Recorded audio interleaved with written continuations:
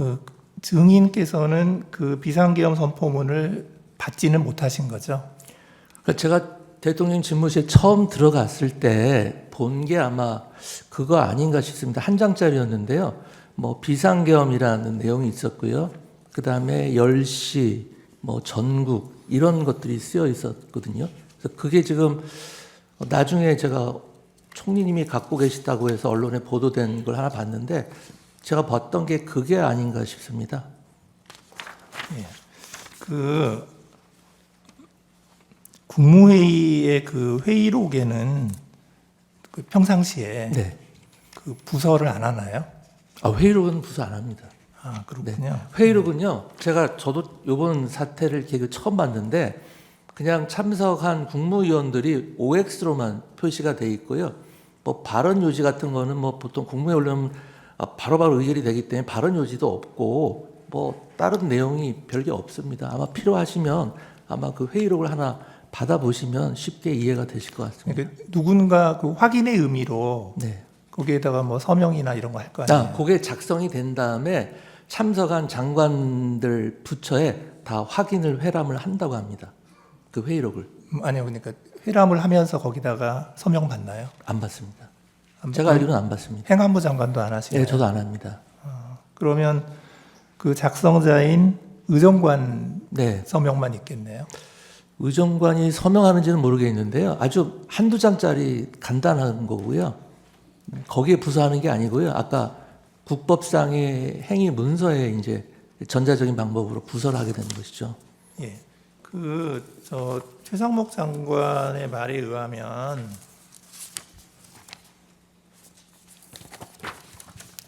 자리를 파할 때 누군가가 저에게 여기에 서명을 해달라고 해서 그제서야 이게 국무회의라는 외관을 갖추기 위해 오라고 한 것이었구나라는 생각을 하였습니다. 이렇게 얘기하면서 자기는 서명을 거부했습니다. 이렇게 말씀을 하셨거든요. 네. 최상목 장관은. 그 다음에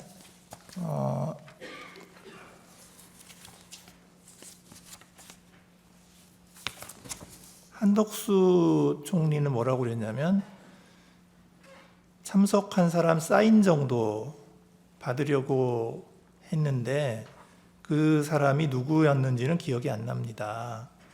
그런데 국무위원 전원이 사인을 하지 않겠다고 해서 아무도 하지 않았을 겁니다.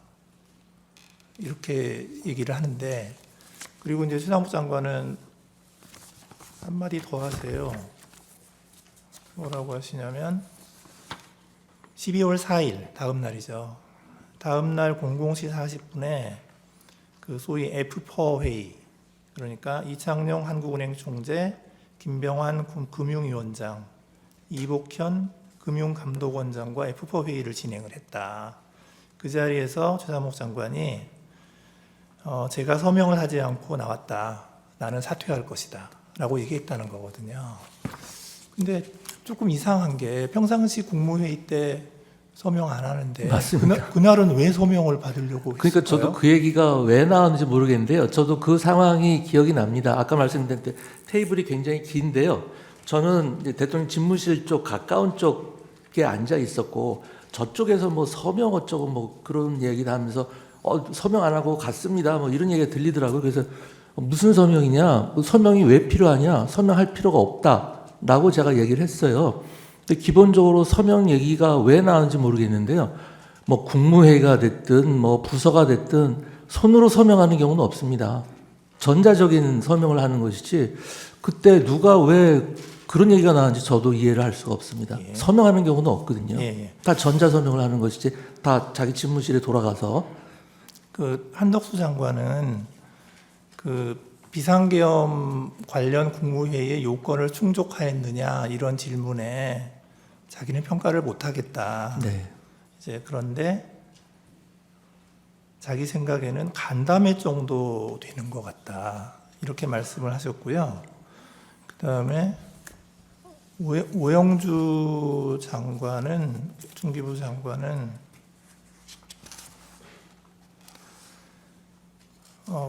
저는 그냥 회의지 국무회의라고 생각하지 않았습니다. 이렇게 말씀을 하시고요. 그 다음에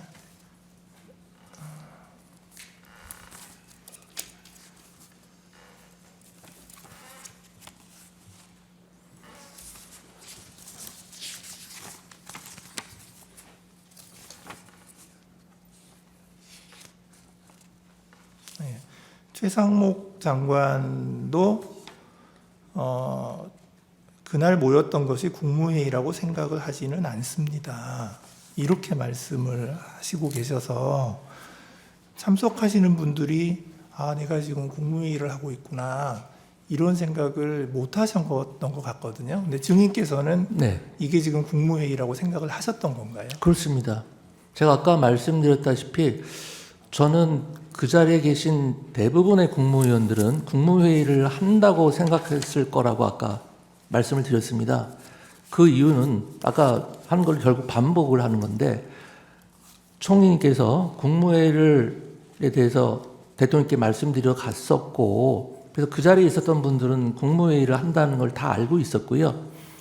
그 의사 정족수인 11명이 되기까지 기다린 이유가 과연 무엇인지 제가 묻고 싶습니다. 국무회의가 아니라면 뭐하러 그냥 11명 올 때까지 대통령께서 비상기업 선포를 30분 가까이 미루면서 기다릴 필요가 없는 것 아니겠습니까?